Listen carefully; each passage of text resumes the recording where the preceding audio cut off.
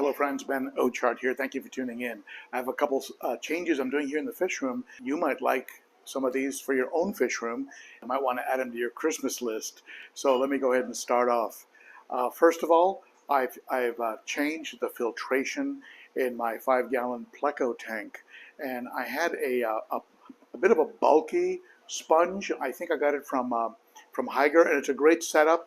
It's nothing, this is not a knock on that sponge filter. I think it's a good sponge filter, but it was a little bit too bulky for the 5-gallon Pleco tank, so I went ahead and replaced it with just a very simple, small Aquarium Co-Op sponge filter. I think it's going to do a great job, and I like the way it looks. I like the way it performs. I think it's going to do actually an overall better job with the a massive amount of muck that the little plecos produce.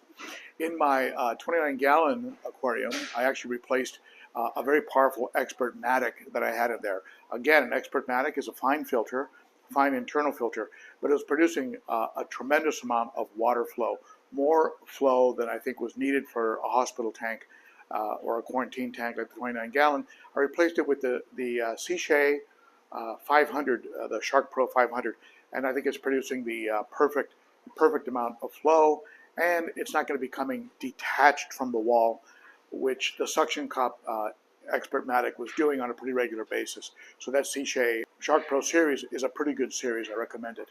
Also in my breeder, my little lag bear tank, I've replaced or I've added a second sponge filter to help keep that tank a little bit cleaner.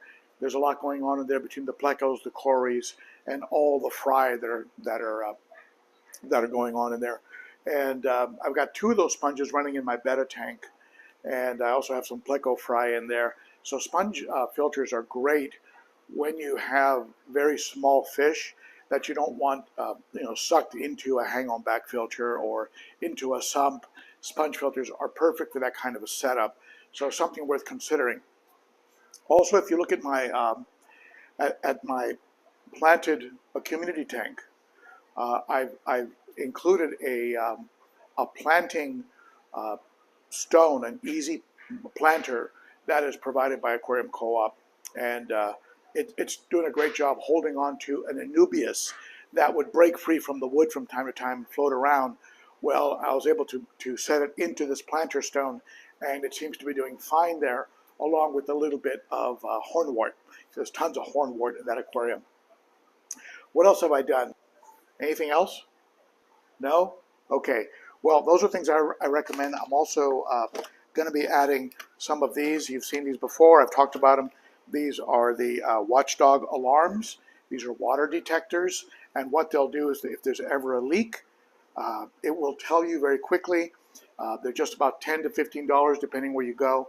I'll include links to some of these products in the first comment under the video, because YouTube no longer allows you to have active links in the description. So look into the first comment under the video for a link to these. I'm also going to be adding some more crushed coral. This is that crushed coral from Aquarium Co-Op.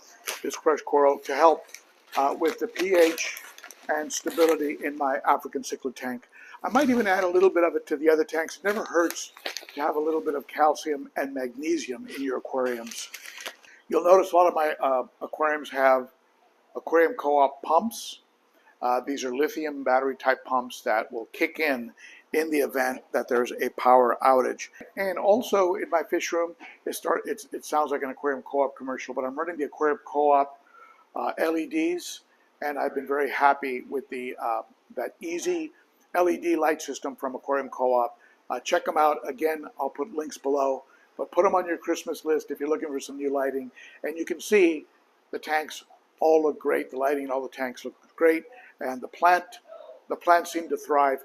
Now you might look at the larger units and go, well, wait a minute, 50 watts seems like a lot. But I'll tell you something, I never use them more than 30 or 40%. So you're probably using about half as much wattage. So keep that in mind. All right? So have a great rest of the holiday season, and Merry Christmas. Thank you so much for tuning in. Thank you for all the support during the year. And for those of you who use my affiliate links, my co-op links, that does help the channel. Also, if you're looking for stuff on Amazon, I'll provide an Amazon link also below. All of your shopping, that goes to Amazon. If you use that link, it helps the channel. And that's it for me. Thank you for tuning in. And thank you to all my subscribers and all my Patreon supporters. You're the best. And that's it for me. Bye-bye.